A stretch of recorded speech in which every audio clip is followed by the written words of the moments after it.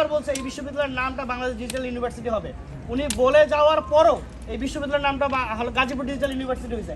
আমাদের যেটা কথা, আমরা প্রতিটা জায়গায় প্রতিটা অফিসে আপনার দপ্তর থেকে শুরু করে ডিসি স্যারের দপ্তর থেকে শুরু করে সব জায়গায় আমরা কাগজ পৌঁছাইছি।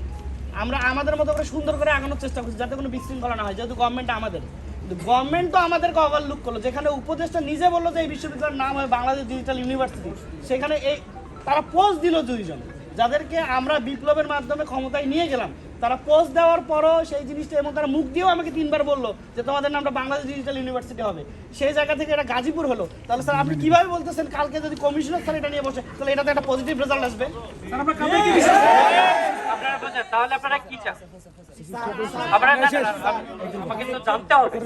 আপনারা উনি যেটা বলেছেন, যেহেতু আপনারা উপদেষ্টা স্যারদের রেফারেন্স দিয়ে বলতেছেন, দেন আপনাদের উপদেষ্টা ইন ফেভার অফ উপদেষ্টা স্যার রেফারেন্স, আপনাদের স্ট্যান্ড বলেন, আমি স্যারদেরকে এখনই জানিয়ে দিই। আমাদের স্ট্যান্ড হচ্ছে স্যার শিক্ষা মন্ত্রণালয় থেকে লিখিতভাবে আমাদেরকে আশ্বাস দিতে হবে এই ব্যাপারটা নিয়ে কাজ হবে, তবে আমরা এখান থেকে উঠি। কাজটা তো করাইতে হবে, মানে কেউ তো কথা বলবে। এখন সিনিয়র জুনিয়র ম্যান্ডেট বা কমিশনার স্যার উপদেষ্টাদেরকে বড় কিনা আপনার একটা মিটিং এর যখন মেম্বার, সেইটা একমাত্র এটা প্রেজেন্ট করতে পারবে, এটা তো মিটিং এর বাইরে কেউ প্রেজেন্ট করতে পারবে না। আপনিও বুঝেন, কমিশনার স্যার কি উপদেষ্টাদের সঙ্গে বসবে? আমার মনে হয় আগামীকাল আপনাদের স্যাররা যাবে, আপনারা সাথে আপনারাও যেতে পারেন, গিয়ে কালকের মিটিং অবজারভেশন দেখে ওখানে আউটকামসটা কি, যদি সলিউশন হয় দিস ইজ গুড, আর তো দরকার নেই। আর স্যারদের ওই অবজারভেশন দেখে আমার মনে হয় পরবর্তী ডিসিশন নিলে বেটার হবে।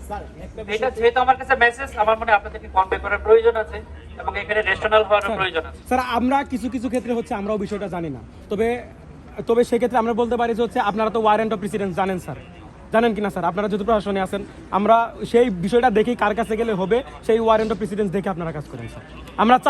আমরা চাই সেই দিকেই যাক যে দিকে গেলে আমাদের বিশ্ববিদ্যালয়ে আমরা বাস্তবায়ন হবে স্যার। আপনাদের স্যাররা সর্বোচ্চ চেষ্টা করছে, আমরা আমাদের এন্ড থেকে সর্বোচ্চ চেষ্টা করছি। না স্যার, বিশ্ববিদ্যালয় প্রশাসনের কোনো আশ্বাস নাই স্যার। ওই দিন স্যার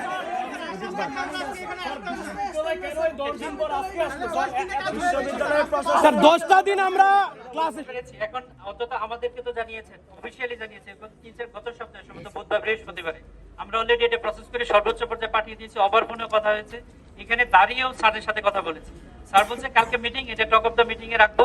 এটা আশা করি আপনাদের যে দাবি, কারণ আপনাদের যে অবস্থান, এটা বাংলাদেশের এমন কোনো চেয়ার নাই যে এখন আর জানে না, মানে আমি সকাল থেকে শুরু করে এখন পর্যন্ত সবাই জেনে গেছে। সো এটার একটা মানে স্ট্রং দাবি আছে, এটা স্যাররাও বুঝেছে।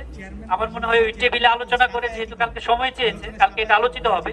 এই সময় পর্যন্ত আপনাদের ঠান্ডা থাকা উচিত, আমার এটা ব্যক্তিগত মতামত। ঠান্ডা থাকা স্যার, এই যে একটা আশ্বাস নিয়ে স্যার আমরা ঠান্ডা থাকবো স্যার, এই আশ্বাসের জায়গাটা স্যার এই গত 12 দিন যাবত আমাদের স্যার মিশিয়ে দিছে স্যার, একদম পুরোপুরি ভাবে মিশিয়ে দিছে স্যার। আপনারা তো মানে ইয়াং ছেলে পেলে বুঝবেন, যেটা হয়ে গেছে সেটার তো এভারেজ আমি স্যার এখানে শিখতে আসতে পারবো না।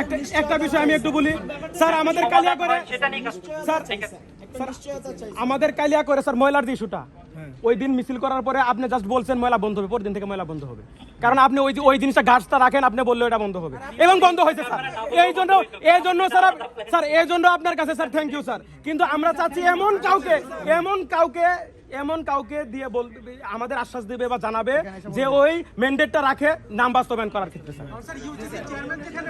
আমার মনে হয় কালকে যে মিটিং এর জন্য তারা বলেছে যে মিটিং না স্যার, ওই মিটিং এ স্যার আমাদের কোনো জানা নাই, উনি নিজে স্যার চেয়ারম্যান স্যার যেখানে নিজেই বলছে কাউকে উঠাইতে হবে। আমরা চূড়া অবস্থা